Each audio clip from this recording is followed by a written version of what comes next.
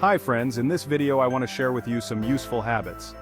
Here are the 10 habits that Dog's wealthiest self-made millionaire clients have incorporated into their financial life that you can too.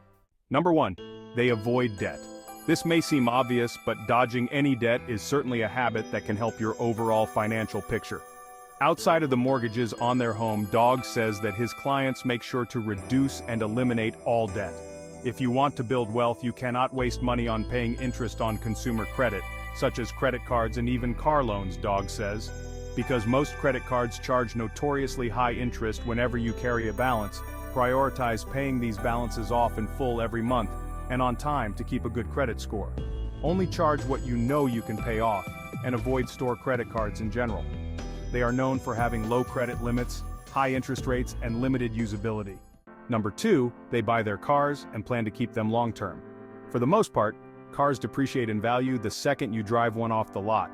Dog says his self-made millionaire clients typically buy, instead of lease, any new car with plans to hold onto it for a while. By keeping their cars long-term, they can use the time between car purchases to save up cash that would otherwise go towards a monthly payment. If you need to finance the car, pay it off as soon as you can, and plan to keep the car long after that loan is paid off, Dog says. Number 3, they have emergency funds. Having a solid reserve of cash that you can tap into in an emergency goes a long way. If you have an unexpected expense, such as an urgent car repair or medical bills, a rainy day fund that is immediately available for withdrawals can help you afford it. This way, you don't need to charge the expense onto a high-interest credit card or take out a personal loan. Most of Dog's clients have 6 to 9 months of their monthly expenses set aside. Financial experts generally suggest 3 to 6 months worth of your living expenses as a baseline, but you should do what works for your cash flow, and know that any amount will help. This is one of the first steps someone should do in building a solid financial foundation, Dog says. They invest. Once building up an emergency fund, Dog says his clients have organized investment plans, whether it's in stocks, bonds, or exchange-traded funds, also known as ETFs. He suggests setting up a monthly or bi-monthly automatic transfer of cash from your checking account into an investment account. This way, you can forget about having to remember to manually invest, and you can then learn to live on the funds you have available. Most of my clients do not miss having that money in their cash flow, and then they can use those invested savings for future car purchases, vacations, or other short or long-term goals without incurring additional debt, Dog says. As a general rule of thumb, you should save at least roughly 20% of your income each month, and Dogs agrees. This 20% goes toward your savings plans, emergency fund, retirement, and investments. How much you take out of your paycheck to invest depends heavily on your income and investment goals, but getting used to living without that 20% is a good start for both your savings and your investments. Before you invest, make sure you know how much risk you can take on and the time frame for when you'll need the money. If you are in your 20s or 30s saving up for retirement, you can generally take on a little more risk in exchange for aggressive yields because you won't need your money for several decades if you plan to retire in your early 60s. For those in their 40s or 50s, their investment time frame for retiring is much shorter. Therefore, they are generally more reluctant to take on risk so to better protect their money. They take advantage of everything their employer has to offer. It's worth looking over your employer's benefit plans thoroughly. Companies offer more than just retirement plans that can help you save money and even invest to earn more. Leveraging some of the below benefits can be helpful to you, just as it is for Dog's clients. Employer retirement match. If you can afford to do so, make sure you are contributing enough to match any employer contributions. The match is basically free money to you, Dog says.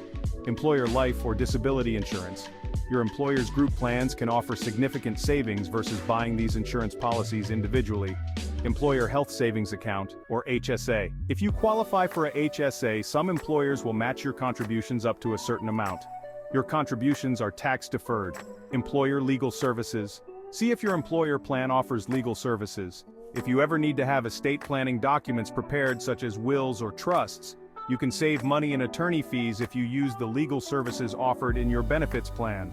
Employee Stock Purchase Plans, or ESPP. If your employer offers ESPP, you can typically put up to a certain percentage of your pay into this plan that then allows you to purchase the company's stock at a discount to the market price. If you feel good about your company and their stock, this can be another cost-effective way of investing to continue to build your net worth, Dog says. They don't try to keep up with the Joneses. Keeping up with the Joneses is a typical way people dig themselves into debt. But living beyond your means time and time again eventually catches up to you. When building wealth, like with Dog's clients, fight the need to have the latest and greatest gadgets, he says. So much money is wasted on constant upgrades these days and can cost you both money and lost opportunity. It's only human to want to compare your life to others, but take another look at your lifestyle and budget, focusing on what's most important for your own personal goals. These are your needs and wants that truly matter to your bottom line and happiness. They utilize tax deductions. When they can, Dog's clients try to minimize the taxes they pay. This includes finding some element of tax savings in everything from retirement plan investments to home mortgage interest, charitable contributions, college funding, and health savings accounts. Make sure you are participating in the plans and programs that can have multiple benefits, Dog says. This is an area where it is helpful to consult a financial and tax professional. 8. They look for other income streams. Many of Dog's clients diversify their investment portfolios with other assets, such as rental properties that provide passive income. It's likely that the average person doesn't own multiple properties, but there are other rental opportunities that provide another source of passive income with little effort on your part. Some ideas include renting out a room in your house or apartment, or renting out your car while you work. 9. They start saving for their kids' college early on. College savings plans, like a 529 plan, help Dog's clients kickstart their children's future education early so they have less of a financial burden years later. But the long-term benefits don't stop just there. These plans also allow tax-free withdrawals when you take out money to pay for college. By getting started early, you can save a significant amount of money in future cash flow and tax savings, Dog says. It does not take a lot to get started, but the power of compound returns can be so beneficial to you if you have time. 10. They seek advice. Lastly, Dog's clients make a habit of being well informed about their money. They have a basic understanding of their earnings, what they own, and how much their investments cost. For many people, saving and investing money can certainly be intimidating and confusing. Luckily, there are plenty of free online resources to help guide you. Between finance apps like Mint and YouTube channels like Rule 1 Investing, you can access this educational content on the go or from the comfort of your own home. And if you are seeking someone to speak to one-on-one, such as a financial advisor, make a point to ask about the fees they charge. They should be able to be transparent about what their services cost, as well as clear on explaining your money and investments to you. Your advisor should be both a partner and educator for you, Dog says. Thank you for watching this video to the end. Don't forget to subscribe to the channel so you don't miss new videos.